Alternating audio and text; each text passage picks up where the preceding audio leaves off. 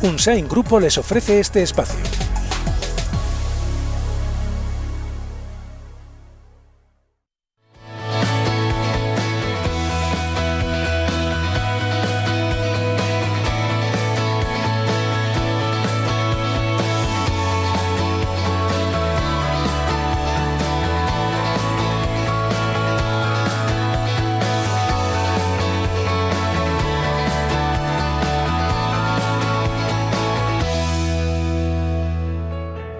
Hola, ¿qué tal? ¿Cómo están? Bienvenidos. Hoy miércoles tenemos debate parlamentario con 4 representantes de 4 partidos o formaciones. Geroa Bai, Unión del Pueblo Navarro, Partido Socialista y EH Bildu nos darán opinión acerca de diferentes temas de actualidad. Hoy de actualidad, de nuevo, el caso denominado La Manada. Ha escrito una carta a la víctima de La Manada agradeciendo a la sociedad el apoyo que ha recibido. Acerca de esta situación también se ha referido el Gobierno de Navarra a través de su portavoz, María Solana, ha dicho que la visibilidad en estos casos es fundamental. Uno de los temas que traemos hoy al debate, pero también hoy abordamos otro asunto controvertido, complejo, el Departamento de Educación del Gobierno de Navarra, nuevas dimisiones y cierta crisis en ese departamento, crisis de la que hablaba recientemente la presidenta del Gobierno, Uxue Barkos, que pedía responsabilidad a la oposición. Pero no todo es política, también hablaremos de otras cuestiones que nos acercan a este tiempo de verano o veraneo. Hablamos de Senda Viva, el Parque de la Naturaleza. Hoy su responsable, Rubén González, visitará la Muga y nos contará las novedades para estos días de ocio y tiempo libre. Y también Castejón está de fiestas. Hoy prendían la mecha del cohete anunciador de los festejos de esta localidad ribera y allí ha estado Navarra Televisión. Luego se lo contamos. Ahora abrimos con debate político y parlamentario. Comenzamos.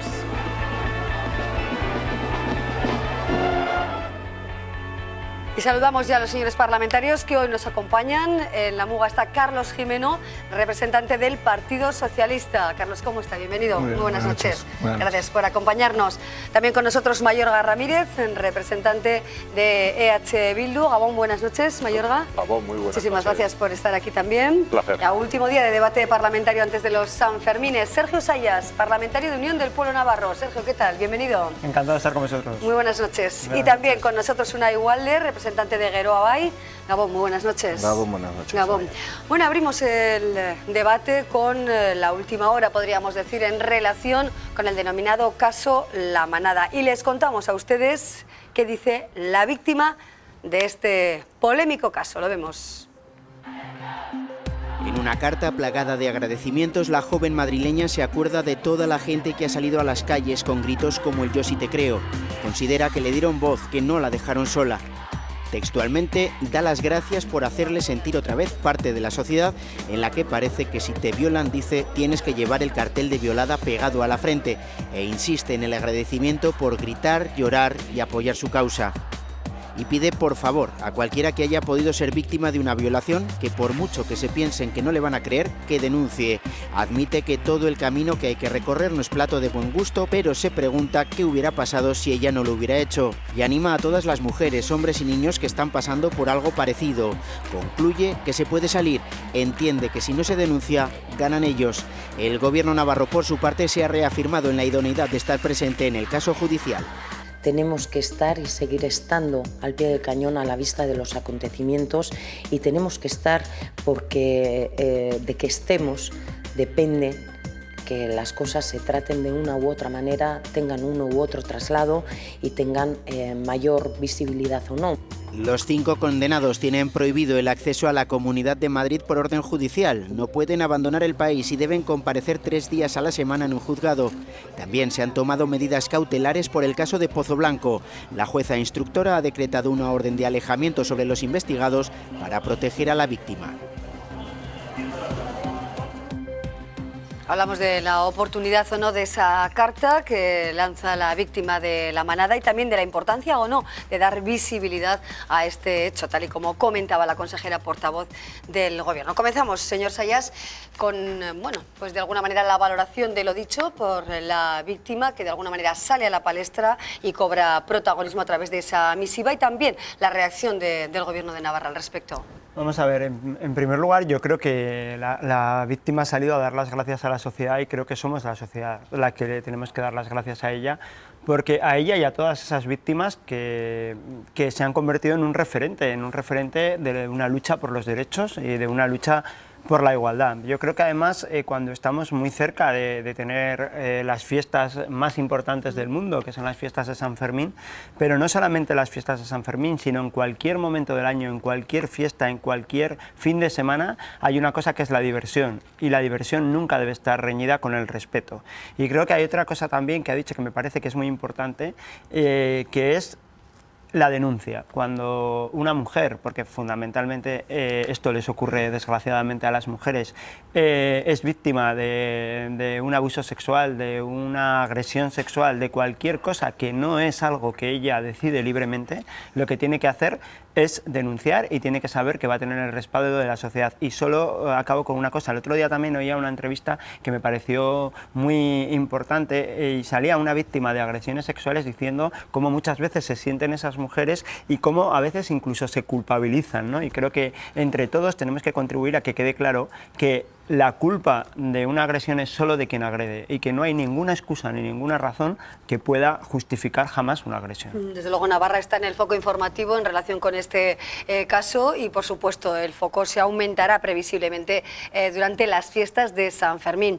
Señor Ugalde, ¿qué reacción, bueno, a primera vista después de escuchar a la víctima se puede brindar y también qué mensaje a la sociedad teniendo en cuenta, ¿no?, que se acercan 9 días de fiesta, bueno, pues de jolgorio festivo en el que, bueno, este tema va a estar muy presente, ¿no? Incluso se habla de peticiones de que las mujeres no vistan de blanco en el primer día de las fiestas. ¿Cómo se percibe el ambiente? Y también lo dicho por la víctima. Sí, bueno, yo creo que son todas esas iniciativas, son gestos a partir de, bueno, pues de una ola de auténtica solidaridad, ¿no?, que se ha dado con esta persona, que ahora lo agradece, de alguna manera lo devuelve, en este caso a la sociedad navarra a través de esa carta de solidaridad, porque al final yo creo que ha habido una muestra total de indignación hacia el tratamiento judicial o de la justicia con respecto a este caso, ¿no?, con respecto a este caso de la manada.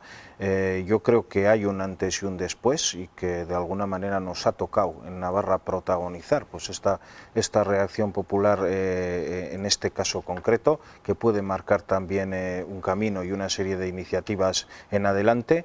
Y bueno, yo comparto absolutamente que cuando hay un sentimiento en el que la sociedad lo tiene tan claro, pues de alguna manera las instituciones, en este caso el Gobierno de Navarra, acompañe y esté, en este caso, ejerciendo la acusación también dentro del caso de la manada.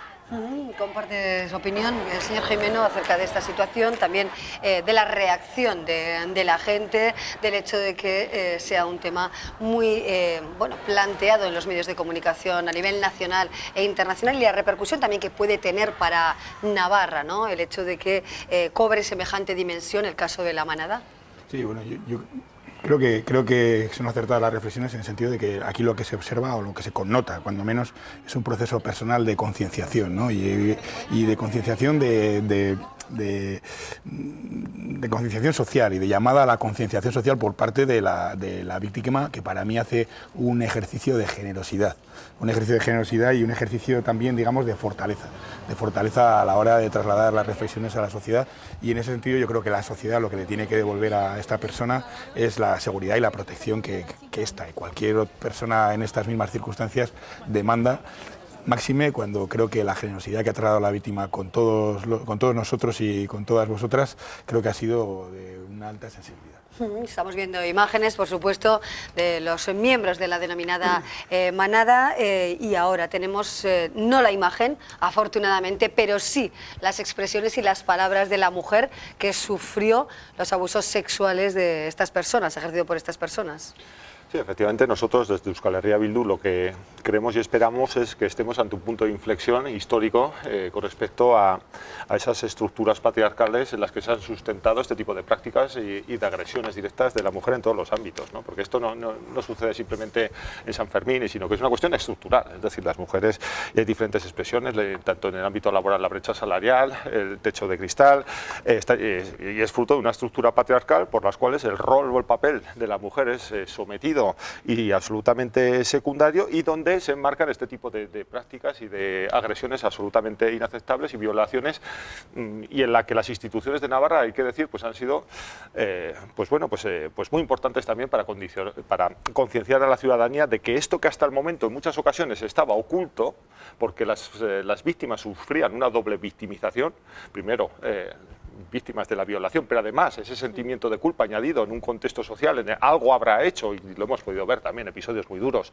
durante el transcurso de los juicios, y también a través de determinados medios de comunicación, informaciones que iban transmitiendo, pues eso realmente la víctima, pues con su carta pública, pues creemos que efectivamente le hace frente, y también es una enseñanza, ¿no? Una enseñanza de que esta sociedad no está dispuesta, no vamos a admitir más este tipo de prácticas. Y luego una conclusión, que yo creo que también la ciudadanía la tiene clara, y es que tenemos un gran problema con la justicia. El otro día hablábamos del caso de Alsasua, de la desproporción, esto no tiene nada que ver, pero efectivamente también va a una desproporción absoluta en cuanto a lo que la pena socialmente tiene una consideración, y sin embargo a través de los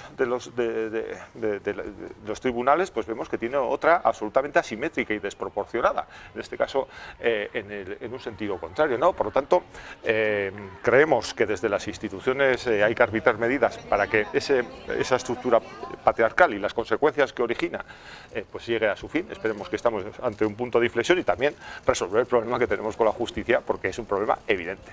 Sí, yo dos cosas quería matizar de lo que hemos dicho. Me parece que una de ellas al menos es muy importante. Primero voy a empezar diciendo que a mí lo único que no me ha gustado de todo lo que hemos visto a lo largo de estos días es el posicionamiento que algunas instituciones han tenido respecto a el respeto a la justicia, ¿no? Yo entiendo perfectamente y comparto lo que es un clamor social, una falta de comprensión ciudadana respecto a una sentencia que muchos consideramos que no es adecuada, pero probablemente lo consideramos, pues no sé si con mucho criterio jurídico o no. Y creo que a partir de aquí pues se ha producido también un linchamiento a los jueces que no me parece adecuado. Hay jueces que han tenido que empezar a llevar protección desde ese momento, incluso el abogado de la manada ha tenido que empezar a llevar protección porque ha hecho su trabajo, porque vivimos en un Estado de Derecho donde todo el mundo tiene derecho a la defensa, y eso de alguna manera también ha estado coayudado por algunas instituciones que han hecho, en mi opinión, posicionamientos políticos muy poco respetuosos. Y por último, acabo con una cosa que me parece importante y que creo además que vamos a compartir todos. Yo creo que hay que dignificar las fiestas de San Fermín, y que muchas veces cuando oímos cosas en los medios de comunicación dan una imagen de nuestras fiestas que no son una imagen real. Las fiestas de San Fermín son unas fiestas para la diversión, son unas fiestas para el respeto, y son unas fiestas nobles. Y a partir de aquí no queremos agresores en San Fermín. Y no queremos agresores ni en San Fermín, ni en las fallas de Valencia, ni en las fiestas ni en el Rocío. No queremos agresores en ningún sitio. Queremos el respeto a que la decisión de las mujeres cuando es no, y solo es sí cuando es sí. Pero solo acabo con esto. Creo que tenemos que hacer una reflexión todos, y también desde los medios de comunicación y desde las instituciones, porque es muy difícil combinar esa lucha contra la violencia machista que hay que hacer con que eso deteriore la imagen de nuestras fiestas. Es un punto muy complicado, pero creo que también a veces estamos cruzando una línea. El equilibrio no parece fácil. Hablaba el señor Sayas de la separación de poderes, y vive quizá su mejor o peor momento en la actualidad. No, a mí sí me gustaría también matizar o ahondar un poco en esa cuestión, ¿no? Yo creo que cuando se habla del acatamiento, no hay que confundir, yo creo, el acatamiento a las resoluciones judiciales, que yo creo que en eso consiste la separación de poderes, es decir, hay una resolución judicial, hay que acatarla, con escuchar a la sociedad. En ese escuchar a la sociedad yo creo que se pueden sacar luego conclusiones. Algunas están en lo que nos atañe directamente a quienes estamos en el Poder Legislativo, en este caso en el Parlamento, que es los cambios legales que pueden producirse a raíz de determinados posicionamientos sociales. Pero luego también en todo esto, y en este caso y en otros, lo que se está viendo es que de alguna manera a quienes toca interpretar las actuales leyes no están en sintonía esa mentalidad con la línea por la que va la mayoría de la sociedad. Y yo creo que eso está produciendo también un divorcio, de alguna manera, lo apuntaba también el señor Ramírez, un divorcio entre lo que es la justicia, la imagen de la justicia y la legitimación social de la justicia, ¿no? Y yo creo que eso es evidente, está en el debate, en este y en otros casos, y que de alguna manera viene bien escuchar a la sociedad, tanto para los legisladores como también para los que les toca interpretar las leyes. Existe la responsabilidad política también de introducir quizá novedades o tratar de reformar ese código penal, posiblemente para ajustarse más a lo que puede ser una realidad, ¿no? Y de alguna manera que no exista tal divorcio, según comentan, entre la sociedad y la justicia, señor Jimeno. A los políticos les corresponde introducir reformas. Sí, bueno, yo creo que ha hecho el señor Ramírez alusión a la estructura patriarcal de la justicia. Yo creo que es un aspecto transversal, no solo de la justicia, es un aspecto transversal todavía en nuestra sociedad. No hay una política, una cultura igualitaria en todos los ámbitos como debería de ser, cuando menos. Ha habido avances, pero no son suficientes.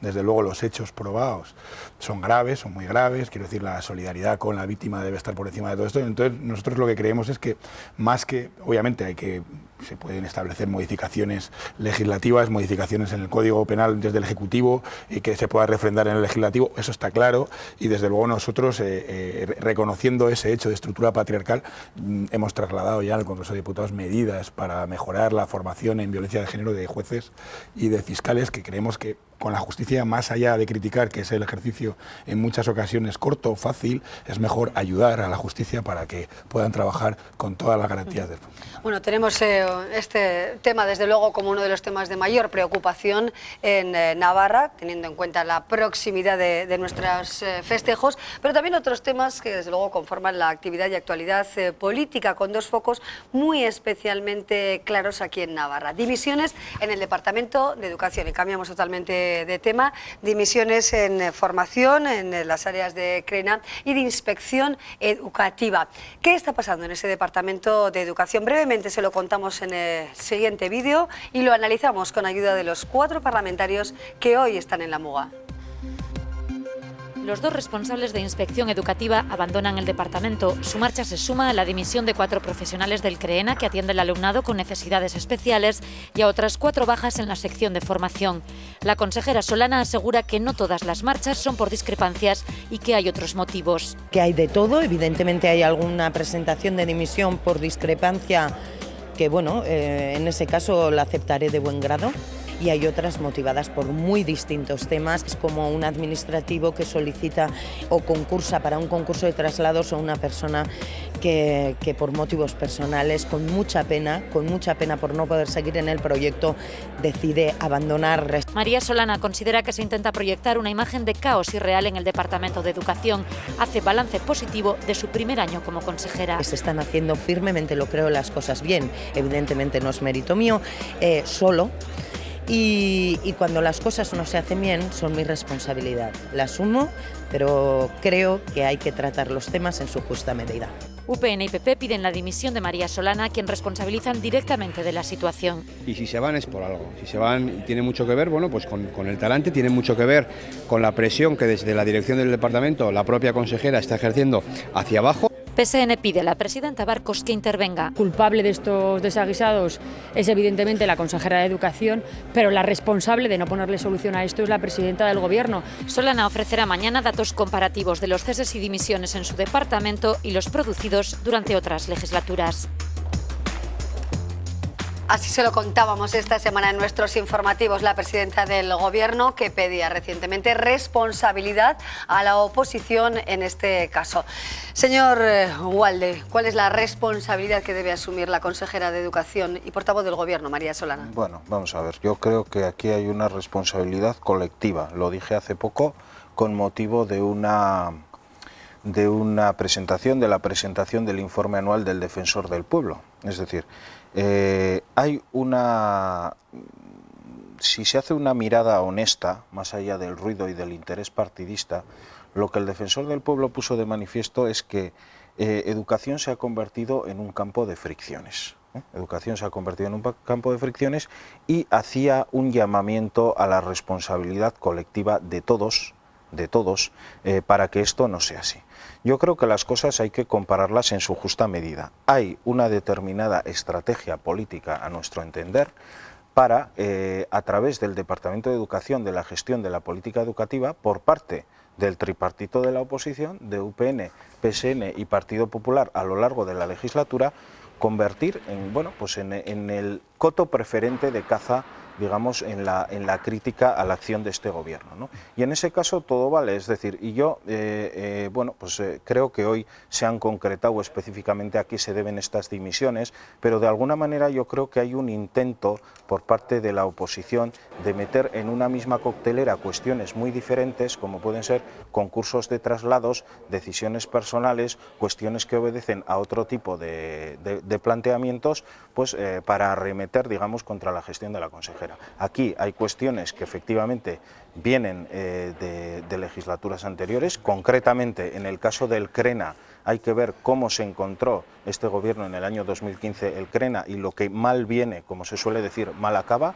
Eso se mezcla con el caso del servicio de formación, en el que hay concursos de traslados, hay otras cuestiones, y esto se mezcla también con el tema de la inspección, en el que había unas dimisiones solicitadas desde 2016. Es decir, hay casos muy heterogéneos y todo esto sirve para alentar un determinado relato, que yo lo estoy viendo incesante, permanentemente, por parte de UPN, Partido Popular y también el Partido Socialista de Navarra, de la Casa de los Líos, etcétera, etcétera. Yo lo he dicho muchas veces, yo llevo en política bastante tiempo, antes en el ámbito municipal, he conocido la Casa y he conocido sus líos. Y he conocido la casa con el señor Catalán, y he conocido la casa con el señor Iriebas, y conozco la casa ahora. Bueno, desde luego no es un departamento fácil, está claro, es uno de los departamentos más importantes de la administración del gobierno foral, junto con Sanidad. Es la casa de los líos, como quería indicar o indicaba el señor Ugalde. Verdaderamente se están mezclando cosas y da a entender que hay un caos, o verdaderamente existe un caos en educación. No, como decía hoy el señor Catalán, hemos pasado de la casa de los líos a la casa de los caos, y es así. Fíjese, cuando uno tiene responsabilidades públicas, dice, es que el Departamento de Educación es un departamento difícil, sí, por eso cualquiera no puede dirigirlo. Entonces, cuando alguien es incapaz de dirigirlo, tiene que dimitir, y si no, tiene que ser cesado de su responsabilidad. Dice, es una responsabilidad colectiva, sí. ¿Sabe de qué colectivos? De los que forman parte del gobierno. Es que no sé si van a asumir alguna vez que ustedes tienen la responsabilidad de gobernar. Es que ustedes no tienen ninguna responsabilidad de lo que ha pasado con las OPEs, no tienen ninguna responsabilidad de lo que ha pasado con las becas, no tienen ninguna responsabilidad de lo que ha pasado con la convocatoria de inspectores, no tienen ninguna responsabilidad con la orden foral de las listas de docentes, no tienen de verdad ninguna responsabilidad con las dimisiones del CRENA, con las dimisiones del director de inspección, del adjunto del director de inspección, de la secretaria técnica, de las dimisiones del servicio de formación del centro de apoyo. Es que le está dimitiendo hasta el apuntador. Y nos ha bastado un vídeo de 20 segundos que han puesto antes de que iniciáramos el debate para entender una cosa: la prepotencia y la soberbia que tiene la consejera. Ha dicho, algunas dimisiones, como discrepan conmigo, las acepto de muy buen grado. Eso es la soberbia con la que se está dirigiendo el Departamento de Educación. Y se está hablando de un tema fundamental, del que depende no solo el presente y el futuro de las generaciones de esta comunidad, sino del que depende el pan que se lleva a la boca muchísima gente que trabaja en la educación,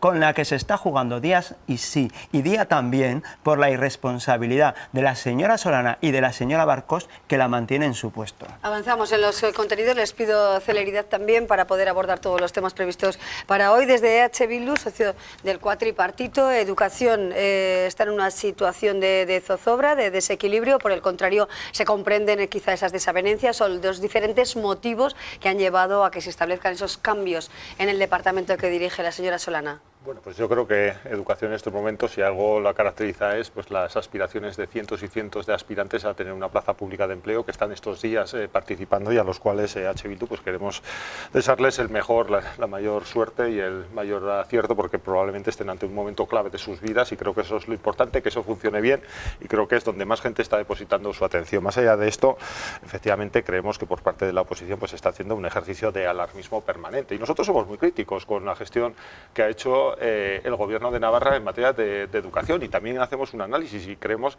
que precisamente quizá en educación es donde más se constata la necesidad de que los gobiernos tengan el soporte de aquellas formaciones que lo sustentan, es decir, un gobierno de coalición por el cual las decisiones que se adopten pues tengan un sustento, un debate previo y sean más contrastadas. Dicho esto, nosotros creemos que efectivamente el gobierno actual tiene que ser de cambio, y cuando se habla de cambio pues tiene que ser cambio de las políticas, y hay que recordar, ¿cambio con respecto a qué? Pues por ejemplo, con respecto a que en 2011, cuando el gobierno UPN-PSN, la primera iniciativa que llevó a cabo en materia de educación fue la dimisión forzosa de unos 600 profesores con el cambio de las horas.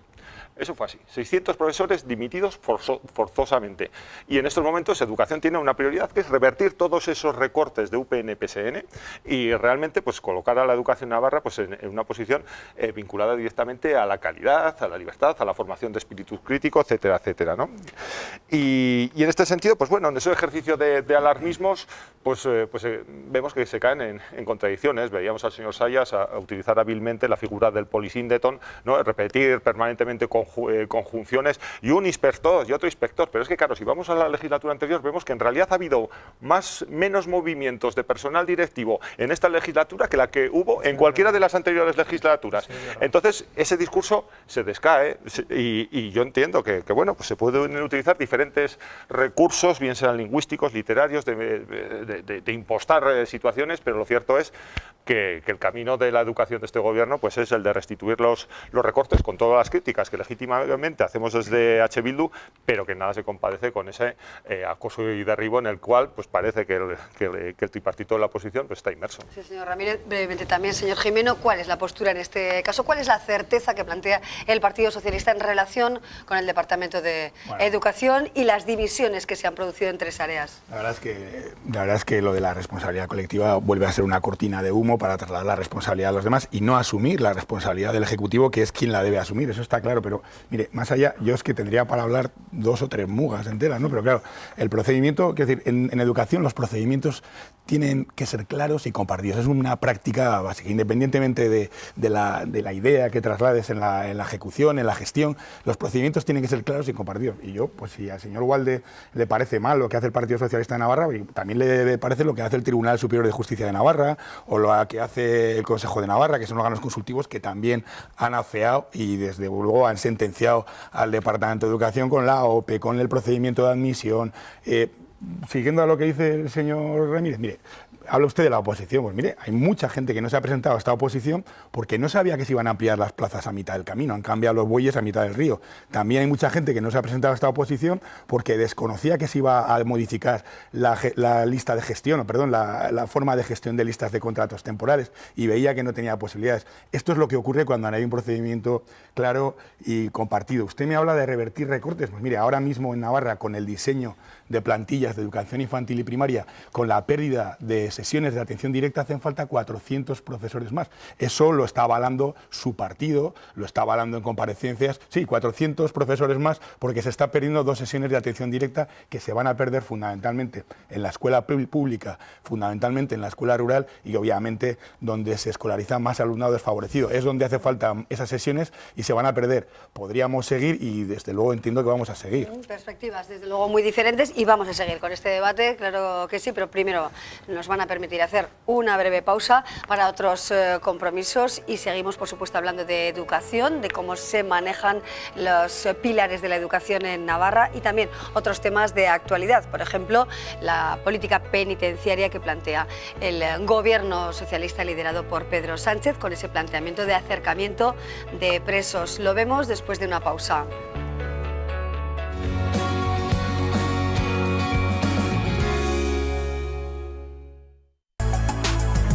Unsain Grupo les ha ofrecido este espacio.